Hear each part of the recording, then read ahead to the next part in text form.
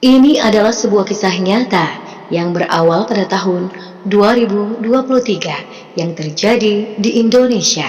Selamat menyaksikan.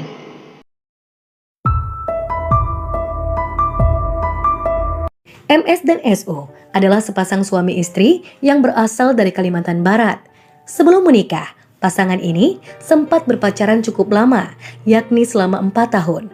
Dan kini, usia pernikahan mereka telah menginjak 16 tahun. Pada suatu hari, MS yang berusia 36 tahun tersebut masuk ke dalam dapur rumahnya dan ia melihat istrinya tengah bermesraan dengan pria lain. Ketika istrinya keluar, MS bertanya tentang apa yang SO lakukan dengan sang pria yang tadi sempat memegang-megang dirinya. Mendengar pertanyaan sang suami, SO tidak mau menjawab.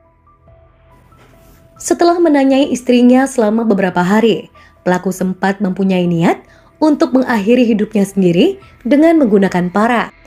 Namun, hal tersebut tidak jadi ia lakukan karena istrinya telah mengakui perbuatan selingkuhnya. Sang istri kemudian mengatakan kepada suaminya bahwa ia hanya dikissing dan dipegang organ kewanitaannya oleh sang selingkuhan. Pada beberapa hari kemudian, tepatnya pada hari Rabu, tanggal 26 Juli tahun 2023 pada jam setengah 6 sore, MS dan SO sang istri pergi ke sebuah pondok di ladang milik mereka. Tujuan pasangan ini ke sana adalah untuk bernostalgia tentang masa lalu mereka. MS lantas bertanya lagi tentang kecurigaannya pada SO yang diduga memiliki pria idaman lain. Seketika, suasana pondok menjadi memanas dan terjadi adu mulut antara MS dan sang istri yang rupanya hari itu juga mengakui telah memiliki selingkuhan dan mengatakan bahwa 4 anak mereka bukanlah darah daging MS. Mendengar perkataan itu, MS langsung saja menampar istrinya sebanyak 1 kali dan bertanya lagi siapakah sosok pria tersebut.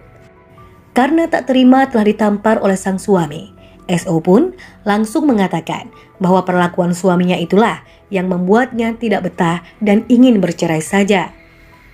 Mendengar kata-kata tersebut, MS pun semakin emosi dan meninju mata istrinya hingga mengenai pelipis kanannya. Tak hanya sampai di situ saja, MS juga lanjut memukul bagian leher sebelah kanan istrinya. Saat itu, sang istri sempat berlari keluar pondok dengan membawa gunting di tangan kanannya dan berhasil menjauh 30 meter dari pondok tersebut. Setelah terlibat aksi kejar-kejaran, sang istri pun berhasil ditangkap oleh MS dari belakang. Setelah itu, MS merebut gunting yang ada di tangan istrinya, sehingga akhirnya gunting tersebut terlepas sebagian di tangan pelaku. Kemudian, dengan hanya menggunakan gunting yang sebagian tersebut, MS langsung saja melakukan penusukan ke bagian punggung belakang istrinya sebanyak lebih dari 1 kali. SO yang tak lagi sanggup melawan, akhirnya pun pingsan. Setelah merasa bahwa sang istri tidak lagi berdaya, MS kemudian melepaskan pitingannya dan kemudian memanggul tubuh istrinya dan membawanya ke sepeda motor. Setibanya di motor, MS lalu mendudukkan istrinya di belakang. Sambil mengendarai motornya, ia memegang kedua tangan sang istri dengan tangan kirinya, sementara tangan kanannya memegang stang motor. Di tengah perjalanan, pelaku memiliki ide untuk merekayasa kematian istrinya dengan berpura-pura menjatuhkan sepeda motor tersebut ke dalam parit. Setelah MS beserta korban jatuh ke parit tersebut, MS lalu berteriak meminta tolong sehingga terdengar oleh warga sekitar. Pelaku pun akhirnya dibantu oleh warga. Kemudian, MS membawa korban ke rumah orang tua istrinya dan mengaku bahwa korban terjatuh di parit. Dikarenakan tak kunjung sadarkan diri, sang istri pun kemudian dibawa ke puskesmas terdekat.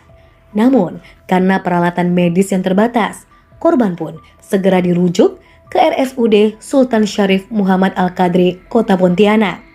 Pada saat di IGD dan hendak dilakukan penanganan awal, sang istri dinyatakan sudah meninggal dunia. Dikarenakan merasa curiga dengan kematian anaknya, orang tua korban pun meminta untuk segera dilakukan visum. Saat itu juga, jasad sang istri dibawa ke Rumah Sakit Bayangkara untuk dilakukan proses otopsi. Setelah hasilnya keluar, ternyata diketahui bahwa penyebab kematian korban adalah terhentinya pernafasan diakibatkan adanya pelebaran pembuluh darah di otak karena trauma. Orang tua korban lalu menghubungi Polres Kuburaya dan langsung saja ditindaklanjuti oleh petugas. Setelah itu, kepolisian langsung menuju ke Rumah Sakit Bayangkara dan kemudian melakukan interogasi kepada suami korban.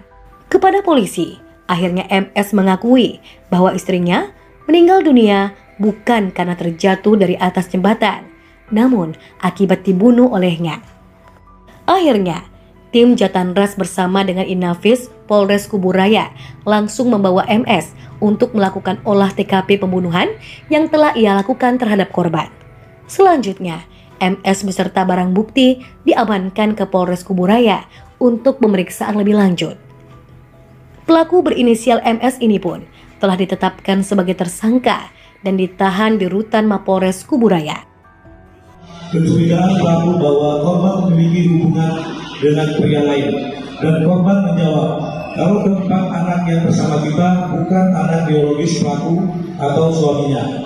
Kemudian pelaku emosi langsung menampar pipi korban atau pipi istrinya. Kemudian korban berkata, inilah alasan saya untuk menceraikan kamu dan saya akan melaporkan kejadian tersebut kepada polisi.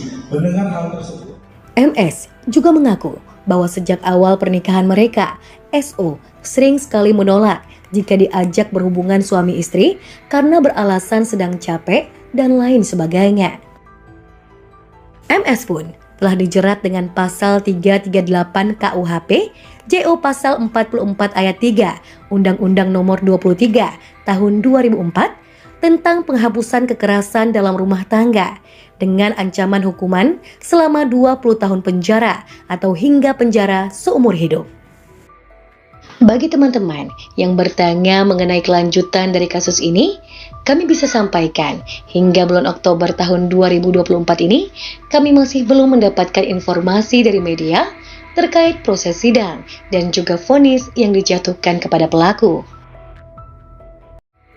Demikianlah kisah nyata yang dapat Mirani sampaikan untuk edisi kali ini. Semoga kita bisa mengambil hikmah dan pelajaran dari apa yang terjadi di sekitar kita, termasuk dengan peristiwa ini. Jangan lupa, kalau kalian suka dengan channel ini, untuk like, komen, share, dan subscribe. Serta jangan lupa pula untuk menyalakan lonceng notifikasinya, biar nggak ketinggalan video-video menarik lainnya. Sampai jumpa pada video selanjutnya.